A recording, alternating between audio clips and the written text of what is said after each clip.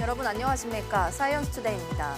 주말 사이 미국이 이란의 핵시설 3곳을 직접 타격하며 중동에 다시 긴장감이 고조되고 있습니다. 이란 의회는 즉각 호르무즈 해협 봉쇄를 의결했고 전면 확전 가능성까지 제기되고 있는데요. 세계 경제가 어느 때보다 불안한 지금 군사적 충돌이 아닌 외교적 해법을 통해 긴장이 완화되길 기대해봅니다. 오늘의 주요 뉴스 만나보시죠.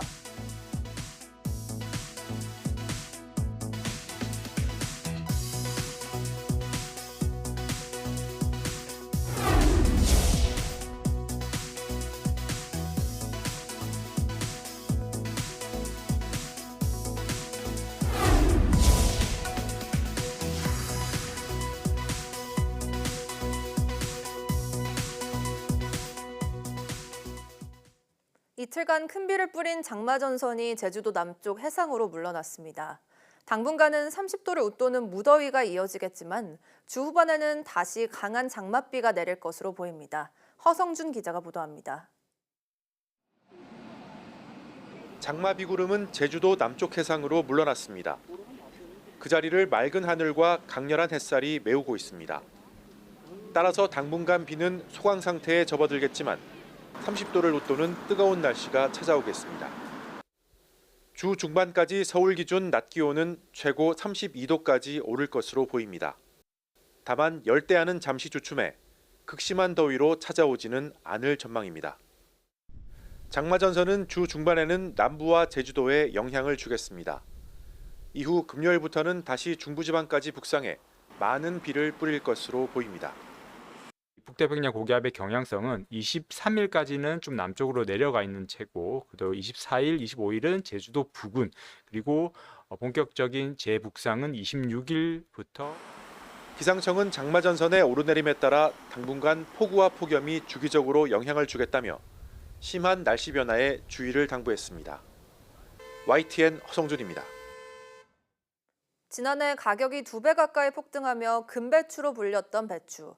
올해 여름 배추 생산량이 평년의 4분의 3 수준으로 줄어들 것으로 관측되면서 배추 수급 대란이 반복되는 건 아닌지 우려가 커지고 있습니다. 특히 여름 배추 재배 면적이 꾸준히 줄고 있어 대책 마련이 시급합니다. 오동건 기자가 보도합니다. 마트에 진열된 여름 배추. 가격은 평년과 비슷한 수준이지만 올여름 생산량이 크게 줄어 언제든지 가격이 들썩일 수 있는 상황입니다. 한국농촌경제연구원은 올해 여름 배추 생산량이 23만 6천 톤으로 평년보다 24.5% 적을 것으로 내다봤습니다. 재배 면적이 꾸준히 줄어드는 것이 원인인데 실제로 2021년 5,500헥타르가 넘었던 여름 배추 재배 면적은 올해는 3,400헥타르로 38% 이상 감소했습니다. 여름 배추는 충해나 연작 피해, 이상 기후 등으로 재배를 꺼리는 농가가 늘면서 면적이 해마다 줄고 있고 올해도 이런 흐름이 이어질 것으로 보입니다. 지난해에는 가뭄까지 겹쳐 배추 생산량이 크게 떨어지면서 소매 가격이 재작년의 2배 수준으로 치솟았습니다. 업체들이 포장김치 판매를 일시 중단하는가 하면 가격 안정을 위해 중국산 배추가 들어오기도 했습니다. 한국인의 식탁에서 빠질 수 없는 배추. 올해 여름에도 금배추가 반복되는 건 아닌지 우려는 커지고 있습니다. 좀 걱정되죠. 안 그래도 배추 오늘도 보니까 조금 비싼 것 같아서 살까 말까 생각하고 있는 거예요. 농림축산식품부는 수급 불안정에 대비해 역대 최대 규모인 배추 2만 3천 톤을 비축해 공급할 예정입니다. 또 피해가 발생하면 배추를 다시 심을 수 있도록 예비묘를 작년보다 25% 많은 250만 주 확보하는 등 대응에 나섰습니다. 하지만 이런 대책만으로는 반복되는 공급 부족을 막기는 부족하다는 지적이 나오고 있습니다. 농가가 배추를 공급할 수 있도록 생산 기반을 회복하고 병해충을 막는 등 근본적인 대책 마련이 시급한 시점입니다. YTN 오동건입니다. 올해 3분기 전기요금이 현재 수준에서 동결됩니다. 한국전력은 3분기에 적용할 연료비 조정 단가를 현재와 같은 킬로와트 시당 5원으로 유지한다고 밝혔습니다. 연료비 조정 단가는 단기 에너지 가격의 흐름을 반영하기 위해 직전 석 달 동안의 연료비 변동 상황을 반영해 산정됩니다. 이에 한전은 킬로와트 시당 5원 내려야 한다고 판단했지만 산업통상자원부는 한전의 재무 상황과 연료비 조정요금 미조정액이 상당한 점을 고려해 5원 유지를 통보했습니다. 이와 함께 전기요금을 구성하는 기본요금과 전력량요금, 기후환경요금도 따로 인상하지 않아 결과적으로 동결됐습니다. 자동차를 수리할 때 비싼 부품값이 부담인데요. 제조사 부품과 성능은 비슷한데 가격은 65% 수준인 품질 인증 부품이 있습니다. 도입 10년째지만 제대로 알려지지 않았던 데다 공급망 부족까지 맞물리며 사용률이 1%에도 못 미치고 있습니다. 손효정 기자입니다. 자동차 품질 인증 부품을 확인할 수 있는 인터넷 사이트입니다. 수입차 제조사가 만든 부품보다 저렴한 가격으로 올라와 있습니다. 품질 인증 부품은 완성차 업체의 부품, OEM 제품과 품질이 같거나 비슷하다고 정부가 인증한 부품으로 가격은 최대 40%가량 쌉니다. 자동차 충격 실험으로 두 부품의 성능을 비교해봤습니다. 제 왼쪽에는 제작사 부품을 사용한 차량이, 오른쪽에는 품질 인증 부품을 사용한 차량이 있습니다. 겉보기에는 비슷해 보이는데 안전성을 시험해보면 어떤 결과가 나올까요? 품질 인증 범퍼와 팬더를 설치한 차량이 시속 56km 속도로 벽과 충돌했습니다. 운전자가 받은 충격을 측정해봤더니 중상을 입을 가능성이 10% 아래인 안전도 우수 등급이 나왔습니다. 제조사 부품 차량의 실험 결과와 차이가 없습니다. 결론적으로는 이런 품질 인증 부품을 사용을 해도 차량에 타고 있는 탑승자의 상해치 또는 안전성에는 전혀 영향이 없었다. 경제적인 선택지지만 품질 인증 부품이 시장에서 차지하는 비중은 1%도 채 되지 않습니다. 저조한 사용률의 가장 큰 원인은 소비자들의 인식. 2015년 시작돼 벌써 10년이 지난 제도지만 소비자 대부분 품질 인증 부품을 잘 알지 못하거나 신뢰하지 못하겠다는 반응이 많습니다. 소비자들의 인식이 혹시 안전에나 또는 성능에 문제가 있지 않을까 하는 그런 인식에서 많이 사용이 되지 않았던 것 같습니다. 자동차 보험으로 수리할 수 있는 부품에 품질 인증 부품을 포함하는 방향으로 표준 약관이 개정될 예정이지만 그 전에 전국 공업사나 정비업소에 보급하도록 공급망부터 확대돼야 한다는 지적이 많습니다. 보험사들 입장으로는 재고가 있어야 부품을 갖다 보험 처리를 했을 때 부품을 공급을 받을 수 있잖아요. 그래서 그 보험의 그 부품에 대한 재고 정보도 이제 다 제공할 수 있도록. 정부는 올해 하반기 정비업체가 품질 인증 부품 재고를 조회할 수 있도록 내년부터는 소비자가 직접 부품을 주문할 수 있도록 시스템을 정비할 예정입니다. YTN 손효정입니다. 노동계에 이어 경영계도 내년도 최저임금 요구액을 제시하면서 이제 본격적인 금액 논의가 시작됩니다. 최저임금 확대 적용과 구분 적용도 협상 테이블에 올랐지만 노사의 견해차가 너무 커서 내년엔 도입하지 않기로 결정됐습니다. 이문석 기자입니다. 노사의 내년 최저임금 요구액 차이는 1,470원. 먼저 노동계는 올해보다 14.7% 오른 시간당 11,500원을 제시했습니다. 지난해 생계비가 7.5% 올랐는데 최저임금은 2.5% 인상에 그쳐 실질 임금이 오히려 줄었다고 강조했습니다. 윤석열 정권은 임기 내내 저율 인상, 임금 억제에 올인을 했고 그 결과 3년 임기 동안 최저임금 인상률이 임금 인상률보다 낮은 실질 마이너스. 경영계는 지난해에 이어 올해도 최저임금 동결을 제안했습니다. 우리 경제가 4분기 연속 0.1% 이하 저성장했고 올해도 성장률이 1%를 밑돌 전망인 만큼 복합 위기 상황을 고려하자는 겁니다. 최저임금을 감당해야 하는 소상공인과 영세 중소기업의 경영난은 갈수록 가중될 수밖에 없습니다. 따라서 최저임금의 안정은 어느 때보다도 절실한 상황입니다. 최저임금 확대 적용에 이어 구분 적용 역시 내년으로 논의가 미뤄졌습니다. 사용자 위원들은 음식업 등이 이미 최저임금 수용 능력을 벗어났다며 구분 적용을 주장했지만 업종별로 임금 지불 능력 차이가 크다라는 점을 반드시 고려를 해야 되고 근로자 위원들은 업종별 차별을 제도화하는 거라며 반대했습니다. 어떤 노동은 더 선하다는 메시지를 사회 전반에 주입시키는 겁니다. 노동에 대한 경멸입니다. 결국 찬반 표결 끝에 위원 27명 중 11명만 찬성해 내년에도 모든 노동자가 같은 최저임금을 적용받습니다. 이제 남은 건 최저임금액 밀당입니다. 경제 현실을 바라보는 노사 견해차가 큰 만큼 올해도 이견을 좁히는데 진통이 예상됩니다. YTN 이문석입니다. 고용노동부는 오는 7월부터 전국 지방고용노동청에서 외국인 근로자에 대한 신규 고용허가 신청을 받습니다.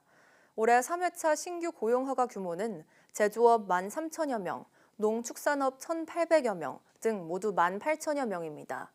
이번 회차부터는 외국인 근로자들이 음식점 홀서빙과 택배 분류 업무도 할 수 있게 됐습니다.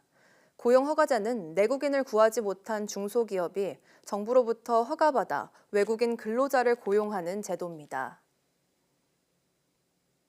어느덧 1년 반 가까이 끌고 있는 의정 갈등이 여전히 출구를 찾지 못한 채 계속되고 있습니다.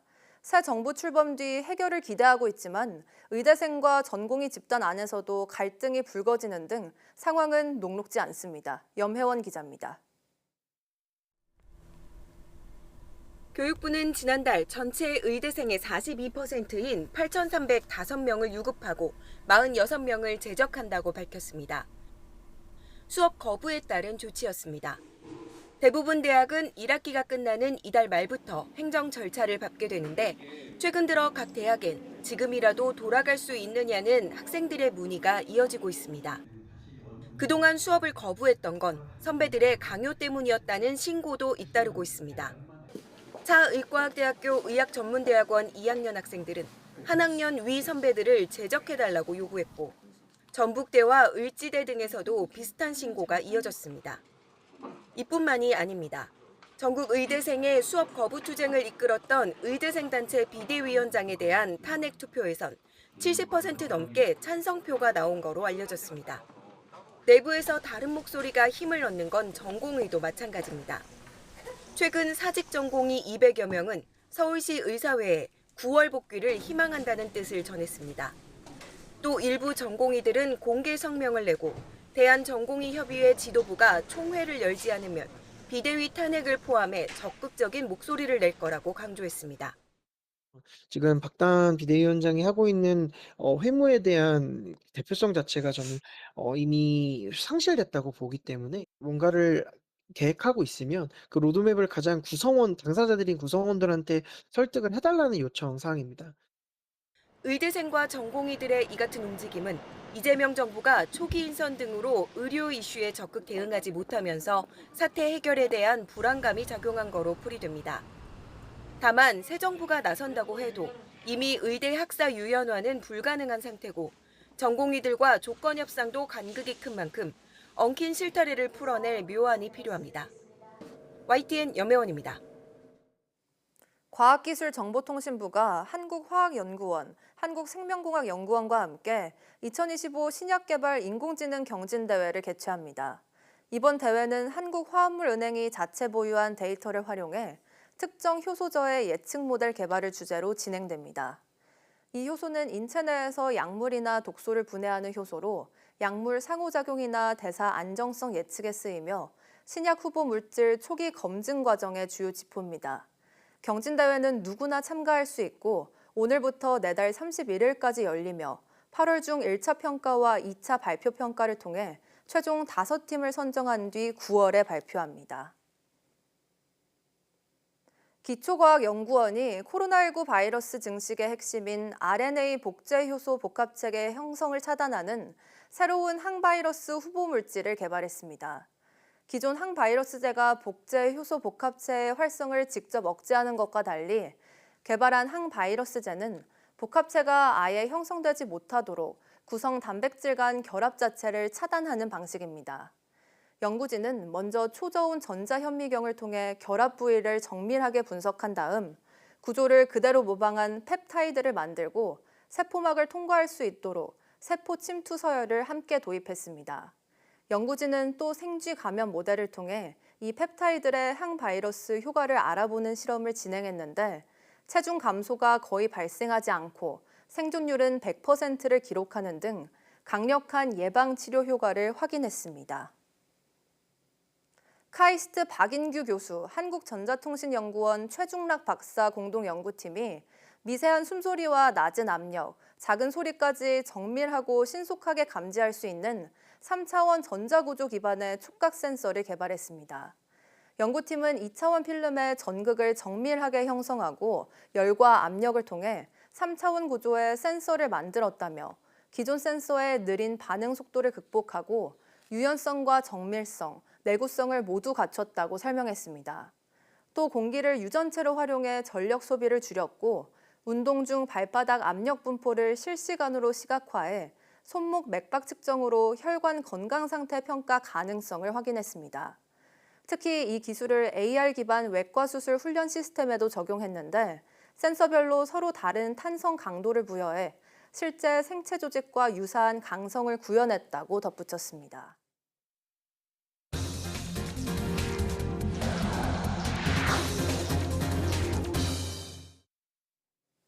주말 밤 사이 미국의 이란 공습으로 중동 지역의 전면전 우려가 커지고 있습니다. 미국은 이란 정권 교체나 전쟁을 바라지 않는다며 이란에 보복하지 말 것을 강력히 경고하고 있습니다. 워싱턴 권준기 특파원입니다. 휴일 아침 기자회견을 연 헤그세스 국방장관과 케인 합참의장. 이란 핵시설 공습은 압도적 성공으로 끝났다고 평가했습니다. Thanks to President Trump's bold and visionary leadership and his commitment to peace through strength, Iran's nuclear ambitions have been obliterated.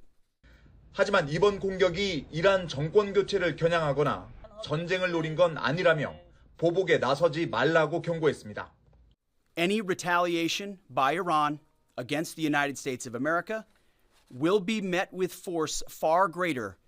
Iran would be smart to heed those words. He's said it before and he means it. 벤스 부통령도 이란이 핵만 포기하면 미국과 좋은 관계를 가질 수 있다고 강조했습니다. 그러면서 이번 공격이 전화위복의 계기가 될 수 있다고 주장했습니다. I actually think it provides an opportunity to reset this relationship, reset these negotiations, and get us in a place where Iran can decide not to be a threat to its neighbors, not to be a threat to the United States. 미국이 외교를 파괴했다는 이란 비판에 루비오 국무장관은 외교는 이란에 달려 있다고 반박했습니다. We were over the ocean before they figured out what had happened. And there are plenty of other targets. We don't want to do that. That's not our preference. We want peace deals with them, and that's up to them to decide. 언론들은 트럼프 행정부가 장기전의 수렁에 빠지지 않기 위해 전쟁의 선을 긋고 있는 거라고 분석했습니다. 트럼프 핵심 지지층에서도 반발이 터져나오는 가운데 트럼프 대통령이 워룸에서 마가 모자를 쓰고 있었던 건 지지층 결집을 신경 쓴 것이란 해석도 나왔습니다. 워싱턴에서 YTN 권준규입니다. 미국의 이란 핵시설 공습과 관련해 소집된 유엔 안전보장이사회 긴급회의에서 미국과 이란이 충돌했습니다. 아미르 사에이드 이라바니 주 유엔 이란 대사는 미국이 이란이 핵무기 프로그램을 추진한다고 거짓 선동을 하며 자국 핵시설을 공격했다며 이는 국제법과 안보리 결의, 핵 확산 금지 조항을 위반한 불법 행위라고 비난했습니다. 반면 도로시 셰이 주 유엔 미국 대사 대행은 미국의 이란 핵시설 타격은 이란의 핵 농축 능력을 해체하고 이란의 핵 위협을 막기 위한 집단적 자위권 행사였다고 주장했습니다. 또 이란은 사태를 확대해서는 안 된다며 트럼프 대통령이 말했든 미국인이나 미군 기지에 대한 직간접적인 이란의 공격은 파괴적인 보복에 직면하게 될 것이라고 경고했습니다. 라파엘 그로시 국제원자력기구 IAEA 사무총장이 현지 시각 22일 미국의 이란 핵시설 3곳 공격에 따른 외부 방사능 수치 증가는 확인되지 않았다고 밝혔습니다. 그렇지만 이란의 핵심 우라늄 농축 시설인 포르도 지하 핵시설의 피해 상황은 알 수 없다며 신중한 태도를 보였습니다. 그로시 사무총장은 미국 뉴욕에서 이란 요청으로 소집된 긴급 유엔 안전보장이사회 회의 브리핑에서 이란 핵시설 상황에 대해 이같이 설명했습니다. 이란의 핵심 우라늄 농축 시설인 포르도 핵시설의 경우 큰 구멍이 확인돼 미국이 관통폭탄을 사용했음을 보여주며 미국의 발표 내용과도 일치한다고 그로시 사무총장은 설명했습니다. 트럼프 2기 행정부의 관세 폭탄 속에 지난달 우리나라의 대미철강 수출이 크게 감소한 것으로 나타났습니다. 한국무역협회는 지난달 대미철강 수출액은 3억 2,700만 달러로 지난해 같은 달보다 16.3% 줄었다고 밝혔습니다. 지난달 수출 단가는 톤당 1,295달러로 지난해보다 9.4% 급락했습니다. 이는 관세 부담을 줄이기 위해 국내 철강 업체들이 단가를 낮춰서라도 수출 물량을 유지하는 데 따른 것으로 풀이됩니다. 업계 안팎에서는 이달 4일부터 관세율이 50%로 상향된 만큼 하반기 대미철강 수출은 더욱 위축될 것으로 전망하고 있습니다. 경상남도가 프랑스 파리에 유럽 진출의 교두보가 될 현지 사무소를 열었습니다. K방산과 원전 수출이 이어지는 가운데 경남과 유럽을 잇는 전략적 교두보로서의 기대가 크다고 합니다. 프랑스 파리 현지에서 박조격 기자가 전합니다.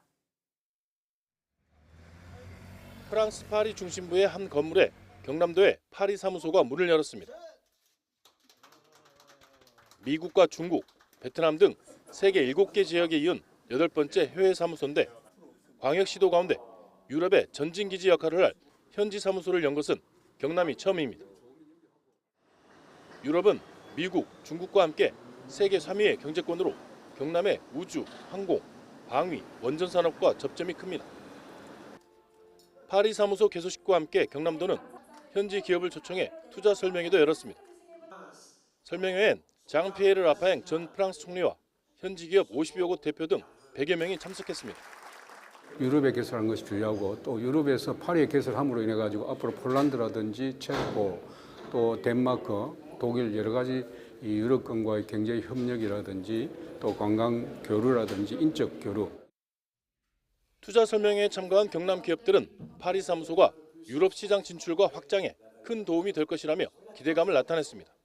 도에 이런 사무소 개소돼서 또 이 해외 진출한 기업으로 교두보가 마련되고 또 정부와 긴밀한 협력 관계를 통해서 큰 힘이 될 거라고 기대를 하고 있습니다.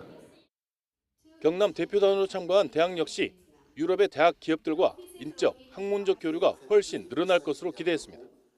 기업과의 교류도 당연히 굉장히 중요해지는 이 시점에 이번에 유럽 사무소 개소는 매우 의미가 있다. 특히나 경남에 위치하고 있는 국립대학의 입장으로서는 인재의 교류가 그 무엇보다도 중요한데 방위 산업과 원전 등의 전략적 중요성이 커지는 상황에서 경남도 파리 사무소는 경남 기업의 유럽 진출 지원과 유럽 각 지역과의 교류 확대 차원에서 큰 역할을 할 것으로 기대됩니다. 프랑스 파리에서 YTN 박정혁입니다. 양방향 화상 시스템을 통해 어르신들의 건강과 생활케어 서비스를 제공하는 인천형 스마트 경로당이 본격적인 운영을 시작했습니다. 광역단체로는 인천시가 첫 사례인데 올해 추가로 100곳을 확충하는 등 가능한 한 빨리 확대해 나갈 계획입니다. 강태욱 기자의 보도입니다. 인천 부평구에 있는 한 아파트 단지에 마련된 스마트 경로당 본부 역할을 하는 스튜디오입니다. 매일 2차례 이뤄지는 생방송 가운데 오후는 신바람 체조 강사 차례. 동시에 100곳의 경로당에서는 어르신들이 화면에 등장한 강사를 보며 건강 체조를 따라합니다. 한쪽에서는 경로당에 설치된 키오스크에서 음식을 주문하는 연습을 하거나 오목 등 게임도 즐깁니다. 또 화면 속 인천 숲길을 따라 걷기를 실천하는 어르신도 있습니다. 요거 한 3월달인가 그때쯤 한 것 같아요. 도움이 되죠. 이거 걸으니까. 추울 때 바깥에 안 나가고 공에 있을 때 안 나가고 여기서 하면 좋죠. 비가 오거나 그럼 길이 미끄럽고 못 나가잖아요. 근데 이제 실내에서 그냥 운동한다는 거 그 자체가 좋은 거고요. 인천시는 지난 6개월 동안 100곳의 경로당에 이처럼 양방향 화상 시스템을 구축했습니다. 지난해 과학기술정보통신부가 주관한 공모사업에 선정돼 추진하는 사업입니다.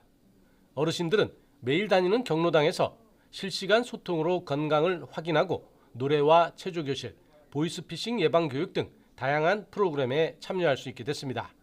새로운 그 스마트 세상을 이해하고 또 각종 프로그램을 접하게 되고 또 다양한 회의 등을 통해서 새로운 세상에 빨리 적응할 수 있도록 하는 의미를 갖고 있습니다. 선뜻 사용하기 부담스러웠던 디지털 기기에 어르신들도 쉽게 다가갈 수 있는 시대가 열린 셈입니다. YTN 강태욱입니다.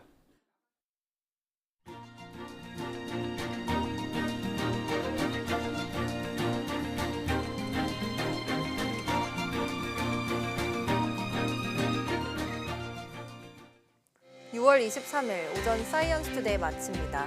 오후 뉴스도 많은 시청 바랍니다. 시청해주신 여러분 고맙습니다.